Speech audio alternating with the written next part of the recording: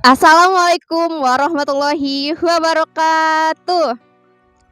Selamat datang di acara Anugerah Nguyak Volume 2. Berjumpa lagi bersama saya, Anggun Tirtarani, yang akan memandu acara pada kesempatan kali ini.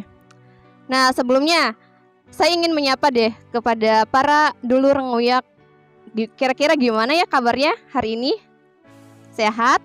Alhamdulillah kalau semuanya sehat. Nah, walaupun sekarang cuacanya agak mendung, nampaknya tidak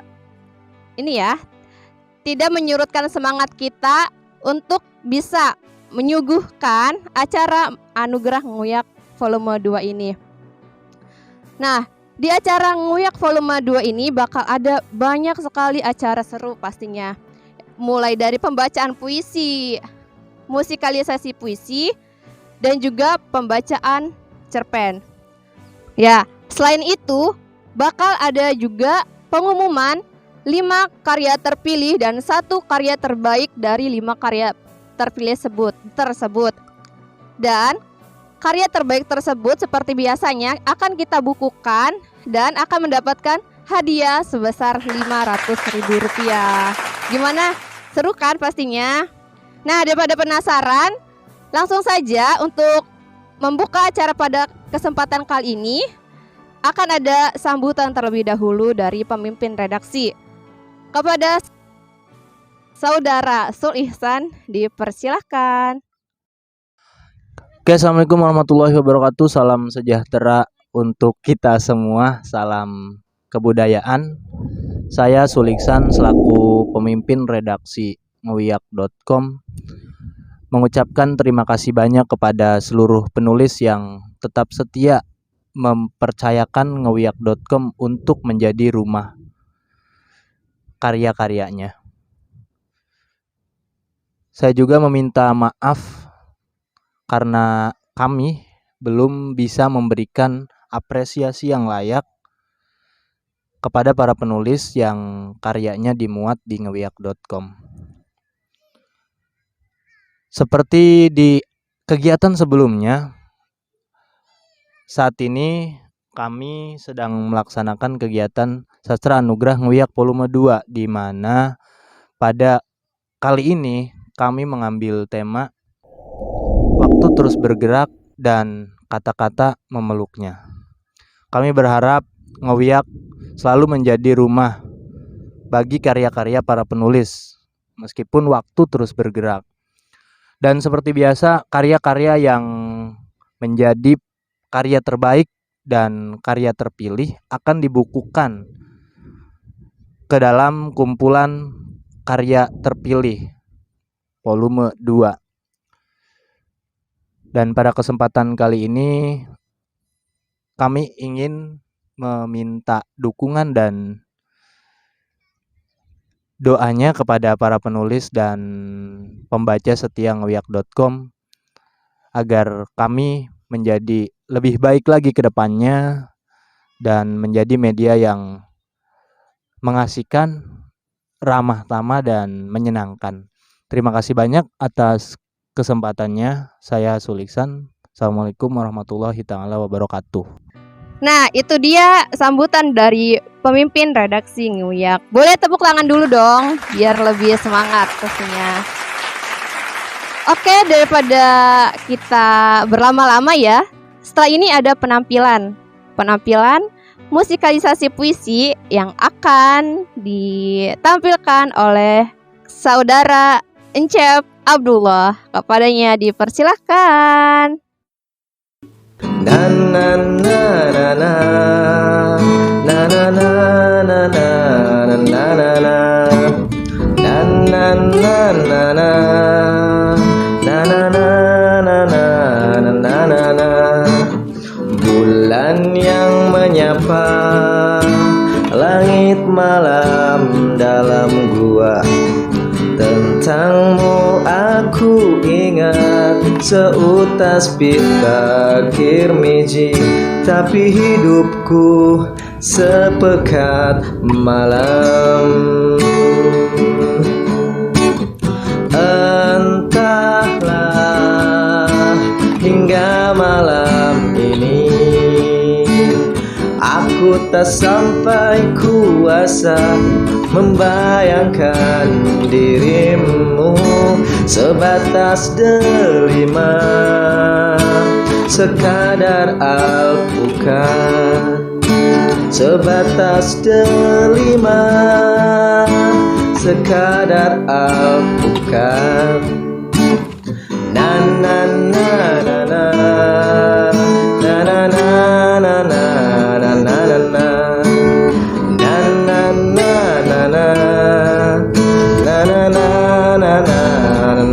na.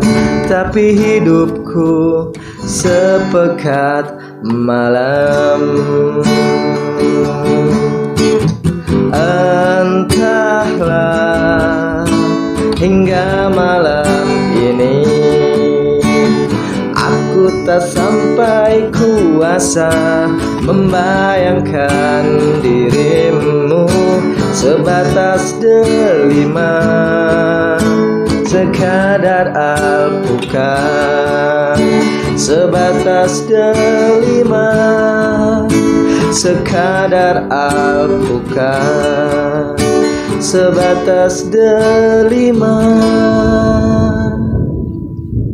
sekadar alpukat.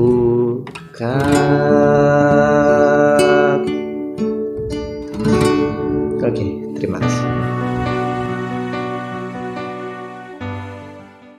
Nah, gimana tadi penampilan musikalisasi puisinya? Keren banget kan? Apalagi suaranya yang sangat merdu dan alunan gitarnya yang sangat syahdu pastinya. Selanjutnya akan ada penyampaian pertanggungjawaban 5 puisi terpilih dan 1 puisi terbaik oleh kurator puisi yang akan disampaikan oleh saudara Muhammad Asqalani NST.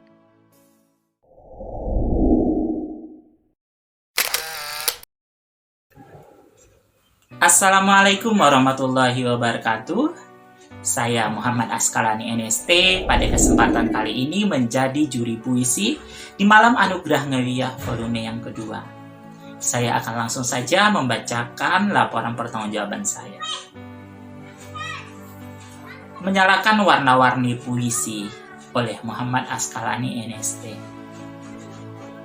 Logika akan membawamu dari A sampai Z. Imajinasi akan membawamu kemana-mana. Albert Einstein. Masa kecil saya tumbuh di bawah siraman dongeng-dongeng ibu saya yang fantastis. Di masa awal saya menulis tahun 2008, saya hanya memiliki beberapa buku. Refrain di Sudut Dam karya Deza Wawi Imron, Efrosina karya Cecep Samsul Hari, dan Daging Akar karya Guste F. Sakai, dan beberapa buku puisi lainnya. Beruntungnya puisi-puisi saya dimuat di beberapa media, dan saya percaya sebagian besar karena keberhasilan imajinasi. Sastra, ia ibarat pintu semesta. Dari arah manapun kaki melangkah, ia selalu siap untuk dimasuki. Menilai puisi-puisi yang diserahkan pada saya untuk kemudian dibaca, dipilih, dan memberikan pertanggungjawaban adalah pekerjaan yang merisaukan saya. Betapa telah 16 tahun saya menulis, juga membaca dan mengomentari karya-karya orang lain tanpa beban. Tentu tidak sama dengan menilai karya lomba. Akhirnya, saya memilih menyamakannya saja, memilih tanpa beban. Ada 19 puisi yang masuk dari 5 orang penulis yang harus dibaca, dipahami, dicari yang kuat untuk diputuskan. Hari pertama naskah datang, saya membaca sekilas, lalu meninggalkannya. Meninggalkannya, namun tetap memikirkannya berhari-hari. Saya kemudian menulis semua judul-judul puisi, lantas menemukan ciri masing-masing penulis. Ada yang menulis dengan gaya ringan, dengan sikap masa bodoh, serta bermain dengan ironi. Ada yang mencoba membangun kisah dengan tokoh, latar suasana, serta kerinduan. Ada pula yang memotret momen perayaan ke dalam puisi. Sebab ini sebuah lomba, sebuah perayaan, maka saya sebisa mungkin memilih karya yang khas penulisnya masing-masing. Sehingga karya-karya yang muncul beragam, meriah, serupa karnaval. Puisi dari bahasa Yunani, poio, atau dalam bahasa Inggris, I create, adalah sebuah seni tertulis. Maka sudah sepantasnya para penulis menciptakan apa-apa yang belum ada. Saya membaca berulang-ulang, merasakannya. Saya mencari puisi yang imajinatif, bahasa yang runut, logika yang tidak melompat, serta cakupannya universal. Maka akhirnya puisi-puisi inilah yang muncul sebagai 5 besar Anugerah Ngewia volume kedua. Peringkat 5. Siap-siap ya. Lilin yang menyala dan ditiup. Seperti judulnya, Anda mungkin akan menebak ini tentang usia. Ya, sepenuhnya Anda tepat. Peringkat keempat, orang mati. Dan kau tarik lagi selimutmu, dan kau bunuh lagi segala yang kau mau. Merupakan frasa-frasa yang bagi saya semacam lompatan yang membuat buyar kalimat yang dibangun sebelum dan setelahnya. Peringkat 3, Dharma Gunting. Sebuah puisi pendek berisi pemaksaan kehendak yang mengakibatkan tekanan batin yang panjang. Semisal Siti Nurbaya. Peringkat kedua, Balik. Sebuah puisi yang memotret kemelaratan khas ibu kota, namun bahasa-bahasa yang dibangun beberapa terasa baru. Juga efek magis jika dibaca dan diulang-ulang terasa ngilu dan hantu. Dan inilah puisi yang terbaik. Selamat deg-degan untuk Anda, karena Anda berhak untuk hadiah yang luar biasa ya dari Ngewia. Perempuan Penjual Bunga. Puisi ini pada baris pertama adalah pengantar yang sederhana. Namun, lambat laun kita akan menemukan angan-angan dan simbol yang syarat akan hal-hal filosofis pada baris-baris berikutnya. Demikianlah, keseluruhan puisi peserta berkisar kehidupan, kenangan, dan kematian yang hampir seluruhnya berisi kegetiran. Segala sesuatunya tak selalu terlihat dan terkatakan sebagaimana orang-orang percayai. Kebanyakan pengalaman adalah tak terkatakan. Mereka terjadi dalam sebuah ruang yang tak ada sepatah kata pun pernah memasukinya. Dan lebih tak terkatakan lagi ketimbang segala sesuatunya adalah karya seni. Eksistensi-eksistensi misterius itu, di mana kehidupan mereka tinggal berdampingan dengan hidup kita yang kerdil dan semenjana. Rainier Maria Rilke.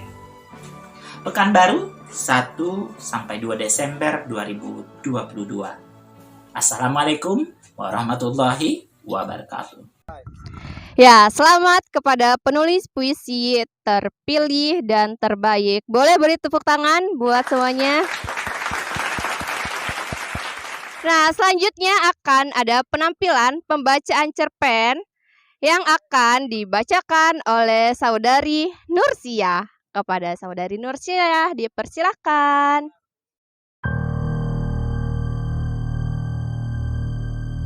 Sebuah boneka kayu dengan bentuk panjang di bagian badan dan bulat di bagian kepala. Memang boneka itu tak mempunyai kaki dan tangan, tapi wajah boneka itu kelihatan lucu. Matanya sipit, pipinya tembem seperti pipi bayi. Saya belum tahu, jawab Elvis. Tapi kalau saya bisa berteman dengan hantu dalam boneka ini, saya bisa memintanya melindungi saya. Apa hantu itu bisa melindungi kita dari orang gila? Pasti. Sudah saya bilang nenek saya saja sampai nangis. Tapi kok enggak kelihatan? Coba kamu keluarkan hantunya. Jangan. Nanti kamu juga nangis. Terus semua orang jadi hantu. Saya kan masih kecil. Belum tua kayak nenek-nenekmu. Elvis tak menanggapi Marlon. Dibungkusnya lagi boneka itu lalu diselipkannya di bagian belakang kaosnya. Ada orang, katanya tiba-tiba. Ditariknya tangan Marlon untuk merapat ke tembok seperti para pengintai di Perang Dunia. Kedua anak itu mengintip dari bagian tembok yang sudah runtuh. Mereka melihat ke seberang, ke arah deretan rumah beratap seng.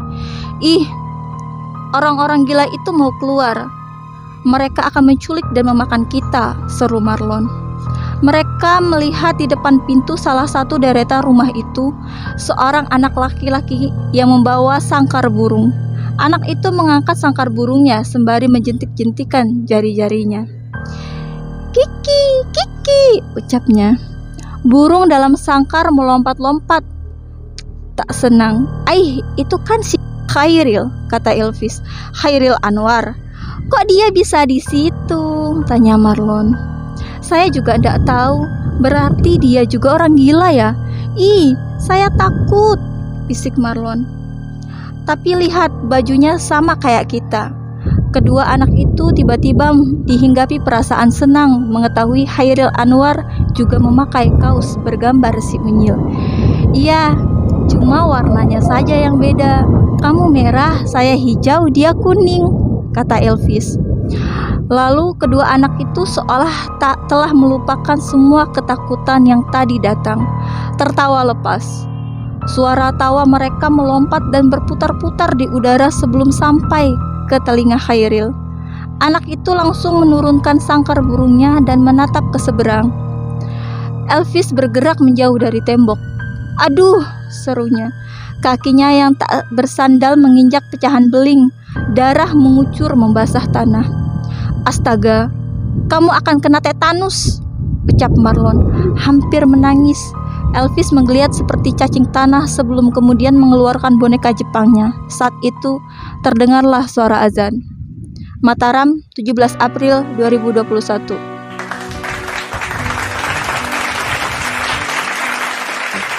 Nah, itu dia pembacaan cerpen oleh Saudari Nursia. Untuk itu, sekarang mari kita saksikan penyampaian pertanggungjawaban cerpen dan pengumuman 5 karya terpilih dan 1 karya terbaik oleh kurator cerpen kepada Saudara Kiki Sulistyo. Dipersilakan.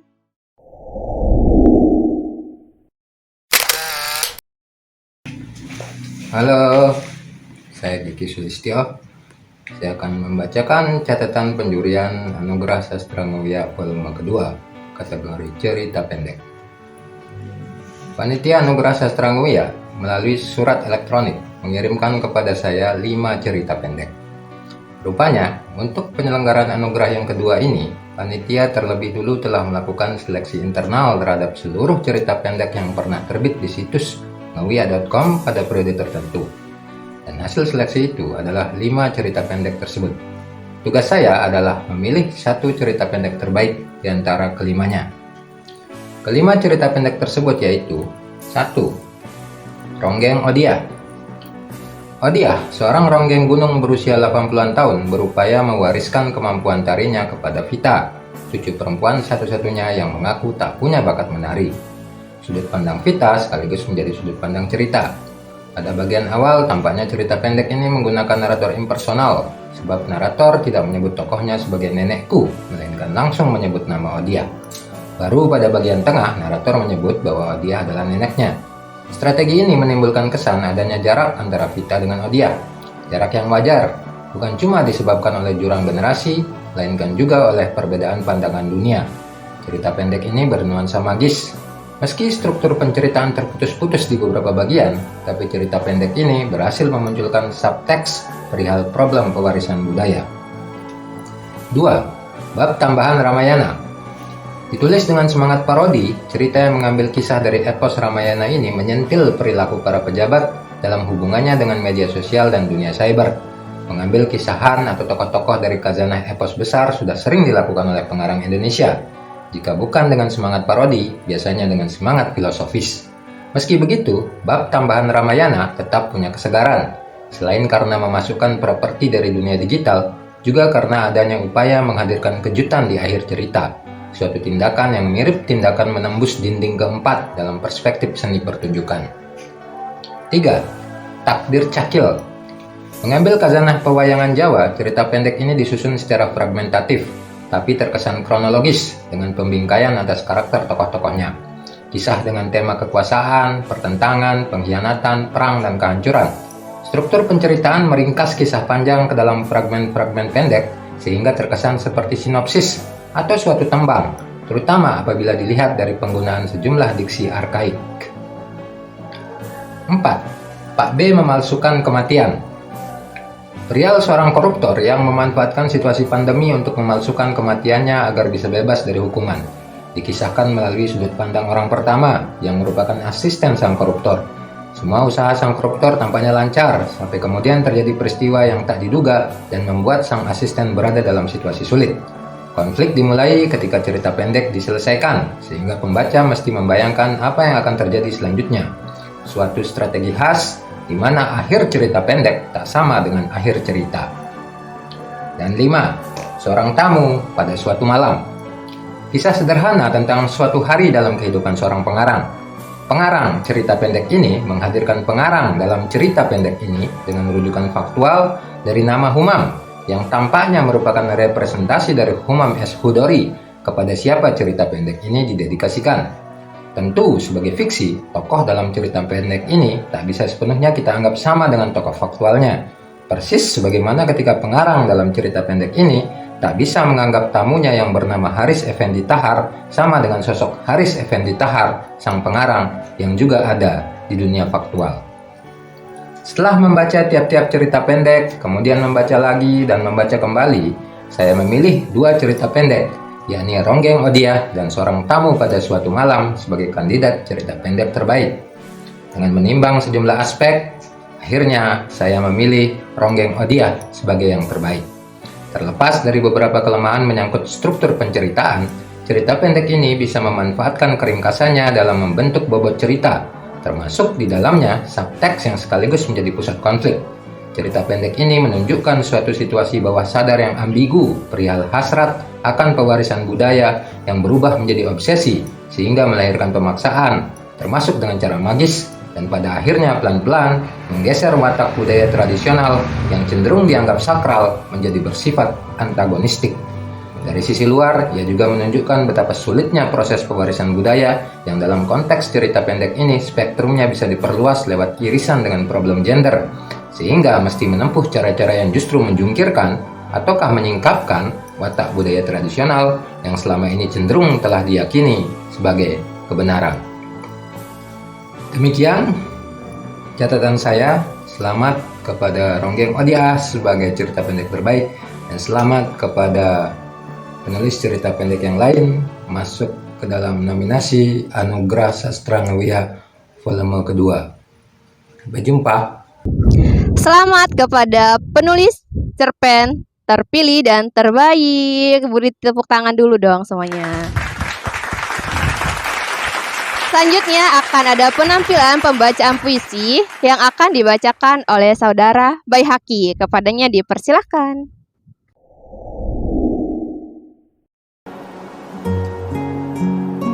Derma gunting ditempanya hingga pipi, laksana dua insan dipaksa menyatu demi memangkas segala kenang yang makin rimbun dalam ingatan. Terima kasih. Nah, itu dia penampilan pembacaan puisi dari saudara Baihaqi. Keren sekali bukan? Selanjutnya adalah penyampaian pertanggungjawaban esai yang akan disampaikan oleh saudara Sulaiman Jaya. Kepadanya dipersilahkan.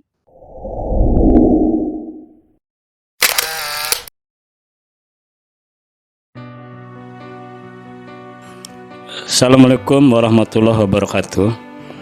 Langsung saja saya akan bacakan pertanggungjawaban penilaian esai untuk Anugerah Ngewiyaq edisi kedua ini. Esai adalah perkara kapasitas atau kemampuan seorang penulis esai menyampaikan gagasan, pengalaman, dan pendapat dengan gaya dan cara penulisnya itu sendiri. Dan karena itulah personalitas dan subjektivitas bukanlah hal yang tabu bagi esai. Bahkan justru menjadi keunikan dan kekuatan esai itu sendiri. Esai adalah tulisan yang memang memancarkan dan menghadirkan karakter atau kepribadian penulisnya. Karena berkarakter dan berkepribadian itulah sebuah esai yang bagus adalah esai yang rileks dan akrab saat dibaca, di mana esai yang kita baca dan kita sebagai pembacanya tak ubahnya sepasang kekasih atau sekarib teman yang ngobrol intim dan mesra. Dalam kadar yang demikian, sebuah esai bisa merupakan kritikan ataupun tanggapan personal tentang apa saja, ekspresi menertawai atau mengolok-olok diri sendiri, curhat pengalaman yang santai dan mencerahkan, atau sebuah pembacaan ulang atas pembacaan. Kekuatan esai memanglah pada keunikan dan kekhasan subjektivitasnya yang menghadirkan pandangan-pandangan dan wawasan alternatif. Berdasarkan tolok ukur yang telah saya sebutkan tadi, esai yang layak jadi juara untuk Anugerah Ngewiyaq kali ini berjudul Melihat Bagaimana Marquez dan Murakami Menceritakan Perempuan yang Dicintai Tapi Tak Bisa Dimiliki. Esai itu mengalir lancar dan terasa akrab saat dibaca, membuktikan diri sebagai tulisan yang berkisah secara reflektif dengan santai tapi cerdas. Yang juga tidak kalah penting, esai yang dimaksud tersebut merupakan wujud kesantunan menertawai diri dengan rileks dan segar. Demikian, terima kasih. Saya Sulaiman Jaya. Wabillahi taufiq wal hidayah. Wassalamualaikum warahmatullahi wabarakatuh. Selamat kepada 5 karya terpilih dan 1 karya terbaik untuk kategori esai kali ini. Boleh dong beri tepuk tangan yang meriah. Nah, tidak terasa ya kita sudah di penghujung acara. Sebelum saya tutup, sekali lagi saya ucapkan Selamat kepada para penulis terpilih dan penulis terbaik di Anugerah Nguyak volume 2 kali ini. Untuk menutup acara kali ini, saya selaku pembawa acara mengucapkan banyak terima kasih dan mohon maaf apabila ada kesalahan. Saya tutup. Wassalamualaikum warahmatullahi wabarakatuh.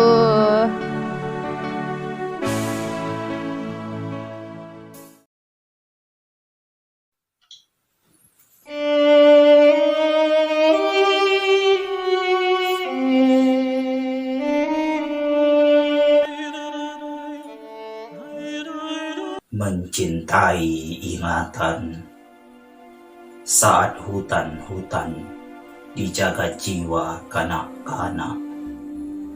Karya Muhammad Asqalani NST.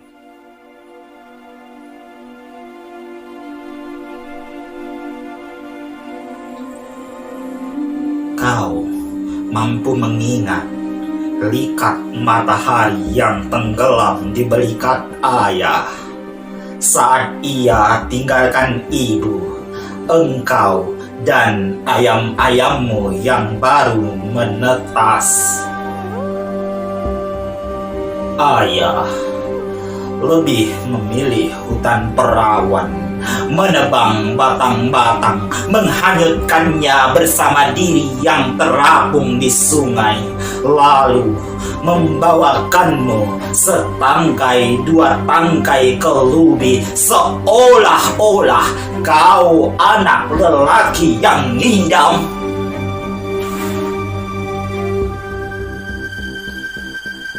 Kau ingat ibu yang memeluk labu di hari-hari kelabu, saat ladang hanya ada lengang. Kau yang cengeng dan lengking rusa menakutkan.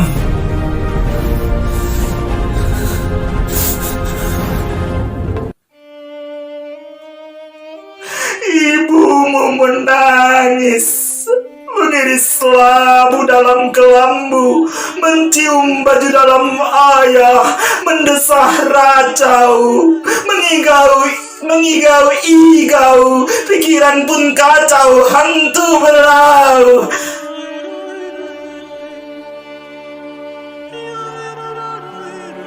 Masih ingat kan? Bebatang tebu teman-temanmu, pakis merah, semerah matamu yang berendam, burung puyuh yang meringkuk seperti burung dalam celanamu yang unyu-unyu. Kau rindu semuanya. Kau rindu ayah yang enyah, ibu yang entah, hutan yang alah, serta mertah yang membuatmu isak beriba-iba. Kau tahu?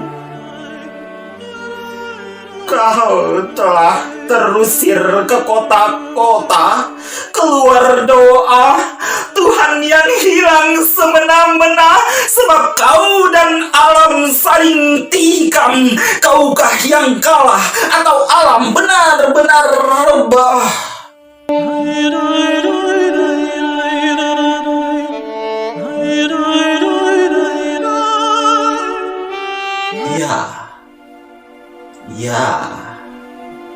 Ya,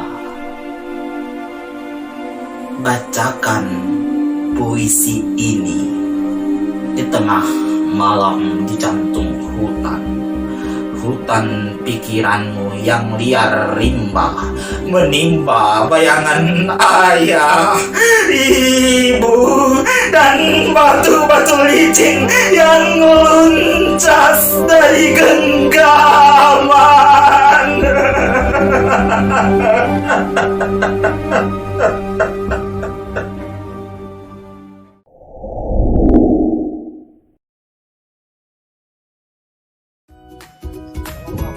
Assalamualaikum. Halo, kita sedang syuting-syutingan untuk kegiatan Ngoyak volume 2. Walaupun mendung juga tetap semangatnya mah membara.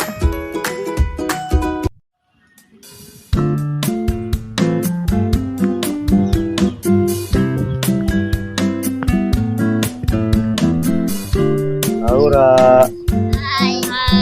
Kursi aja sih MC sama ini. Sama Anggun. Hah? Ngomong apa kayak gue sambil jalan? Tahu gak sih?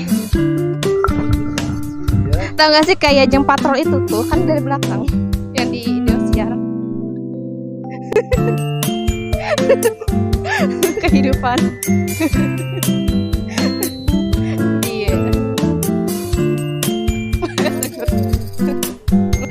Percuma kok. Lah nggak apa-apa.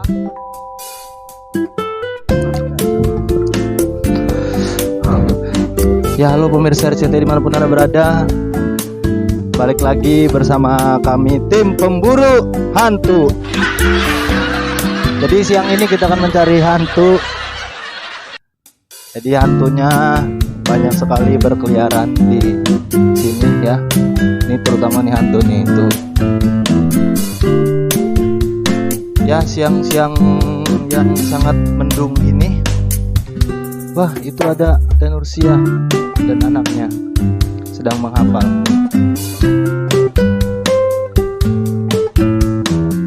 Ih, ibu. Halo, aku mau baca ini nih. Anak kaki.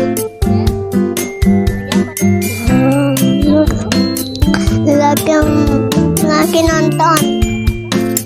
Hei Nur, turun Nur. Wih gimana sih? Udah selesai.